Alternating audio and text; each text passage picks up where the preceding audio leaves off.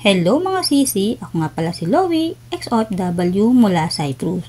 Umuwi na nga pala ako ng Pinas para mag-for good. At kung nakikita nyo, hawak ko nga pala yung in-order kong manikin para sa pagsisimula ko ng aking munting negosyo. In-order ko nga pala yan kay Lalinda Subas at pwede nyo rin i-check ang kanyang page. Halos isang buwan na rin ako mahigit dito sa Pilipinas simula nung umuwi ako at ayoko naman sayangin pa ang mga araw na dapat ay nagsisimula na ako. 16 years din naman ako sa pag-a-abroad kaya ito't nag-decide na rin ako umuwi at mag-for good. May ukay nga pala akong paninda or tinatawag nating pre-love. At syempre may mga brand new clothes din from Shein at iba pang brand ng damit. Kaya kayo mga OFW, bago kayo mag-decide na umuwi, isipin nyo mabuti kung ano nga ba ang passion nyo.